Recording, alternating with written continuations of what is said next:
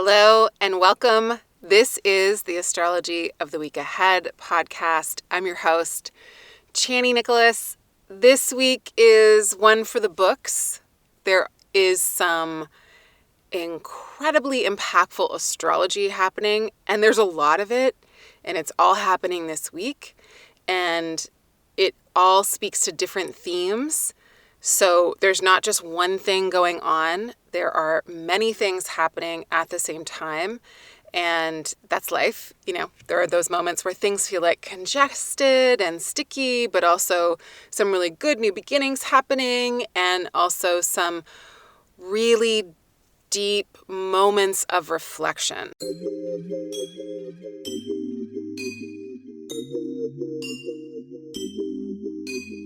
And there is something that's encouraging us to get very close to what we value and very, very true to our heart's desire.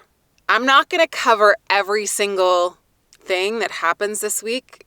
I mean, I might, but I think it would get too long. I really want to focus on the big moments, and there's too many of them anyways. So Monday, we start out with something that feels really big and boisterous. Mercury squares Jupiter, not a major thing, but just want to take note that there is something that feels like exciting, and there's news that comes that feels big or impactful in some way.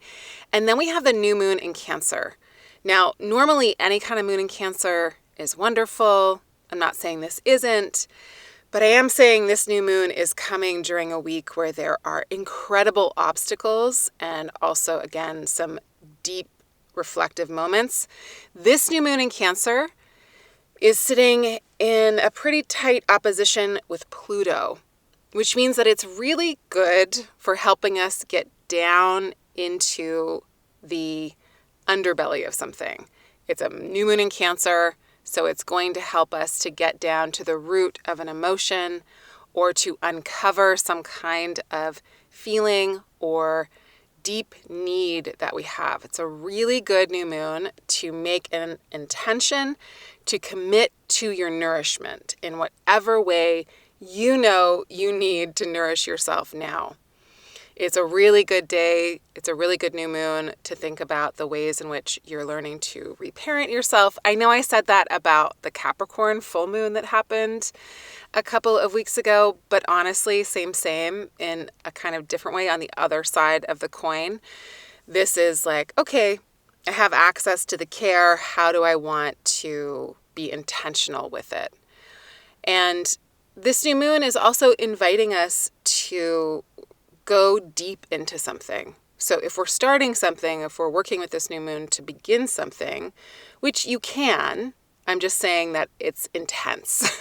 It's not like a really wonderful, dreamy, abundant kind of imprint on this new moon. This new moon is like, I need to go deep into this thing. This is an intense mission. I've taken it on with full conscious awareness, and it's going to help me investigate something. It's going to help me to root down. It's going to help me to uncover something here that I need to uncover. So it's a time, if you will, to do something that might feel a little bit challenging, or you could not. You know what I mean? Like you could just be like, I'm just not going to with this new moon. It's fine. You can just kind of let it pass. The thing is that on the day of the new moon, on Monday, we're still just on Monday, the nodes change sign. And the nodes are places where eclipses happen. So when they change signs, which they do about every 18 months, it means that we're going to start working with a new story. Now, we just had an Aries eclipse a couple of months ago. On April 19th, that was the first eclipse in Aries that we've had near the North Node in a couple of decades. That was when the North Node was still in Taurus. Now that node has moved into Aries, and the South Node has moved into Libra as of Monday. And this signals a shift. So in the area of your chart that contains Aries, there's going to be an increase of energy and an increase of desire and an increase of wanting to forge ahead with full courage and do something bold and probably quite exciting. On the other hand, the part of your chart that contains Libra is going to be hosting the South Node. And the South Node is about release and letting go. The South Node is about, in a lot of ways, coming to terms with something that needs to be offered out or up or back to its source. So the area of your chart that contains Libra is going to be going through a big clearing and cleansing. We haven't yet had an eclipse near the South Node in Libra this year. We're going to have that in a couple of months. We are halfway in between eclipses as of this week. So really important to know the part of your chart that contains the house in your chart that contains Aries and Libra. We talk about that at length in this week's reading in the Chani app. Go to your weekly reading. And it's going to shift things in our life. So a part of the focus in our life starts to shift to those areas, to the parts of our chart, and therefore the areas of our life that are being worked by this nodal shift. And it's kind of wild that there's a new moon in Cancer. The moon belongs in Cancer as the ruler of Cancer. And then the nodes, which are the nodes of the moon, also change signs. So it just feels like there's a lot of change in the air. There might be a lot of new beginnings. Because that new moon is sitting in opposition to Pluto, it does feel intense and cathartic and emotionally charged. So just, use that info as you need it.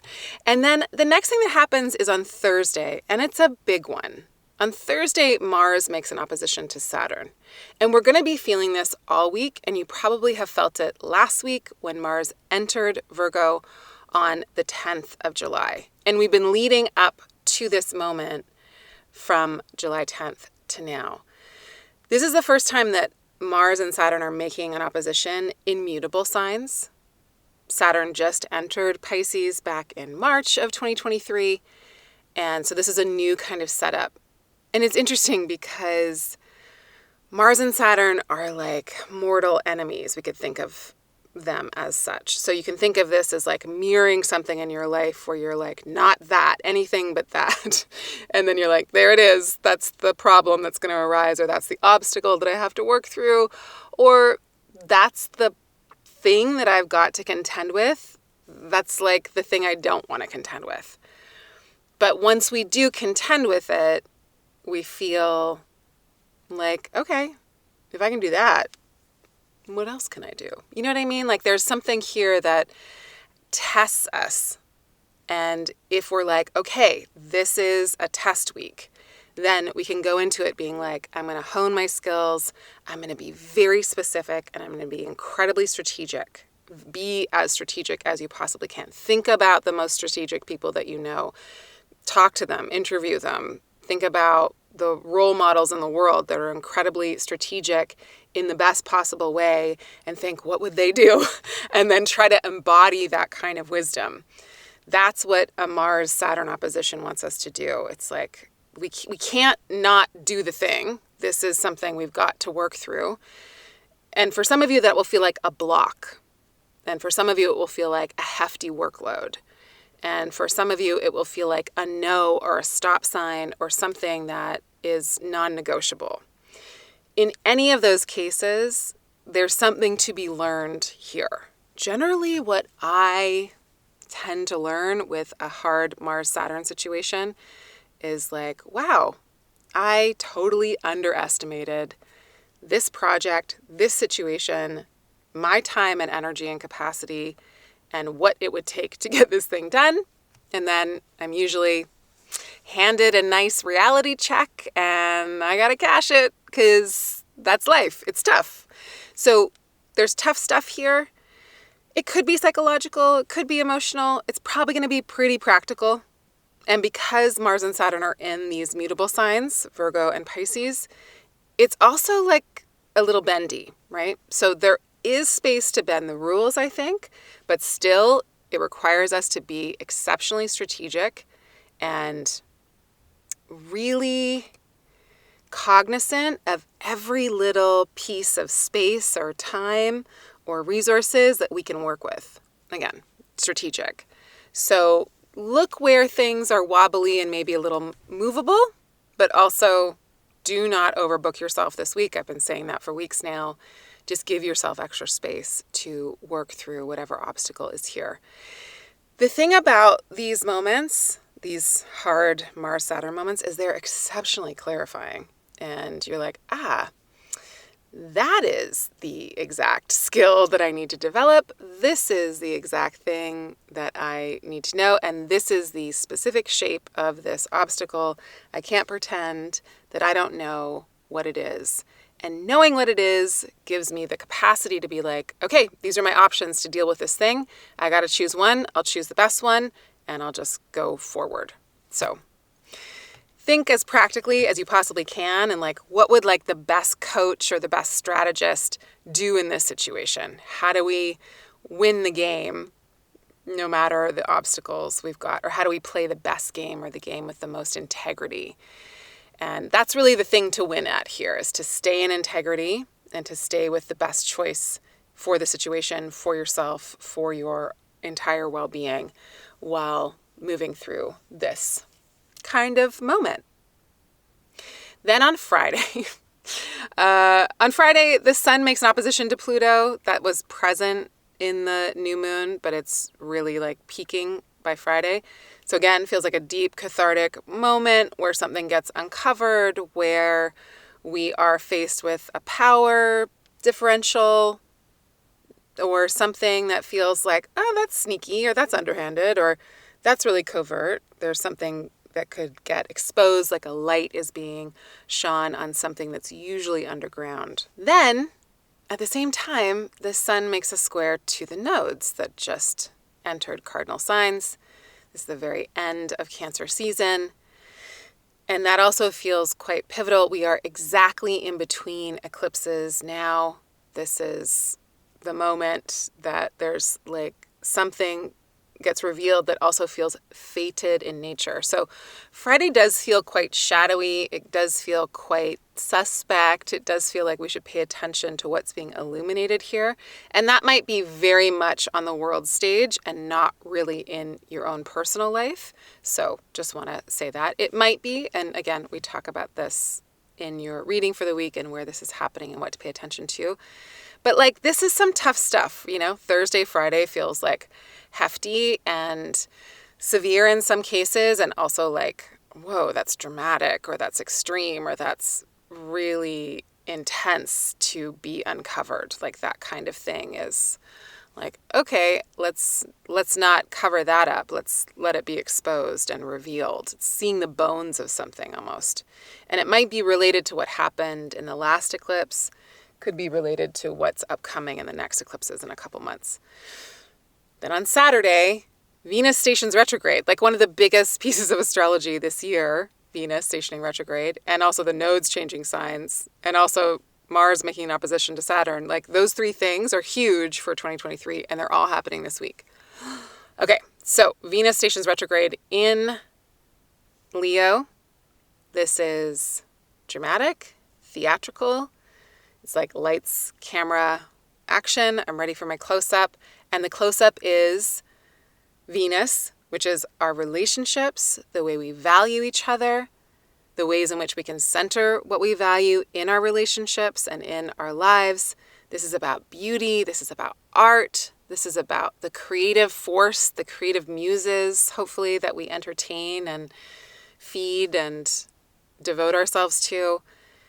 Venus retrograde is a major moment, and in the year, but also personally. And what it teaches us is always how to go back and retrieve something from a part of ourselves that has felt rejected or maligned or relegated to the outskirts. It is also a sense of like being in an underworld journey, kind of like a Mercury retrograde, but this is an underworld journey to reclaim something of your desire, of your deepest feeling, of your heart. And Leo rules the heart, and this is Venus, which is relationships. So it just feels very poignant and probably quite poetic. And because it's Venus, Venus rules women and femmes and feminine energy and the arts and relationships, beauty, etc., stylists, styling, all kinds of beauty creators, but there should be, most likely over the course of the next couple of weeks, as Venus does its retrograde, there'll most likely be some headlines that will be related to issues that folks that fall under those categories experience. So there's always that to look forward to, a specific type of articulation of the patriarchy and the violence that it inflicts usually comes up during a Venus retrograde. It might not, but I always assume that something in that vein will.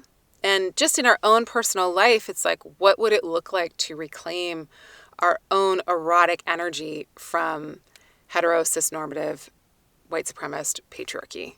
Because that's a part of this Venus retrograde. It is reclaiming our own unique self-expression when it comes to our erotic energy, and all those systems that I just mentioned massively clamp down on our ability to express it, or wants to, right? So like, how do we uncouple ourselves from those systems in our imagination, in our self-expression, in our bodies, in our relationships? What does it look like to do that work in our relationships in a really deep and sincere kind of way? Like, I don't want to perpetuate the model of supremacy or extraction that we live within. So what does it look like to be in relationships where, again, we're really clear on what we value and we center those things together? What can we create when we do that? And then Leo season occurs. So then we've got, Venus and the sun in Leo, and it sheds light on all of this as well. So it should be a fairly dramatic, tenderizing Leo season. It will definitely help us get to the root of something and help us to heal it. It's a great time to adorn yourself. Venus loves adoration. Leo loves a little attention, has that ability to get it, has that kind of flair. So it's a good time to bring some of that in and evoke some of that. Venus's color is green. Leo's color is gold, vibrant, yellows, oranges, reds. So you can bring some of that in to honor this transit. And then on Sunday, we've got Chiron stationing retrograde. Not the biggest deal of the year by far, but I always notice when Chiron stations retrograde or direct. I don't really pay attention to a ton of other Chiron aspects, to be honest, unless it's conjunctions. But when it does station, it pulls focus, and, it always pulls focus on a wound that we're working on healing, or the pain that we've yet to acknowledge can kind of peak. So, we're already dealing with Venus retrograde stuff. It does feel like a little bit of a challenging weekend. And again, it might not be for you personally. This might be stuff that starts to unfold on the world stage. I just want us to, again, be mindful of that Mars-Saturn situation that happens on Thursday. You might just need some extra time to rest and recuperate this weekend and do some Venus stuff. Be in gardens, be in bed, be with lovers and loves, and be in beauty, be with art, be creating art, be filling your life with flowers and beautiful things and loves and music and song, dance, all of it. That's how we are able to pay alms to Venus. So it's a great way to start the Venus retrograde, because it really is about art and creative self-expression on at least on one level here. So think about that. Think about how you can honor your muses and maybe reclaim your relationship with them. Maybe that's what it's about for you. Again, we go in depth about what this is for you on the Chani app in both your weekly reading and also the year ahead reading for July. At the end of everything, Mercury makes a square to Uranus, which feels also like a little bit of shocking news. Anyways, there's enough big things going on that I'm sure it will all feel like it's coming together in a lot of different ways and kind of layers and levels of things. And we put together a ritual for you to help you work through some of this. On the app, we have guided meditations and affirmations to support you through this. So I hope that all of this info is helpful. I never, ever, ever want it to be alarming. I just want you to have it so that you know the quality of time we're about to move through, and you can be extra tender and caring with yourself and refuse to take on work that isn't yours to take on. Those are the two things I want you to come away with after listening to this. Thank y'all so much for leaving us reviews in the App Store. I wanted to share this one with you. It's called the Astrology app of all astrology apps by @MyDirectionsFun. The Chani app would be one of my 3 necessities if I'm stranded on an island. I'm so serious. The insights, the comfort, the accessibility. This app has been my favorite for over 2 years now, and I'm recommending it to everyone even slightly interested in astrology. Is it possible to have a comfort app? As a Cancer rising, I think it is. The meditations are so helpful, especially during rougher transits, and I love having journal prompts to aid me in making the most of the magic.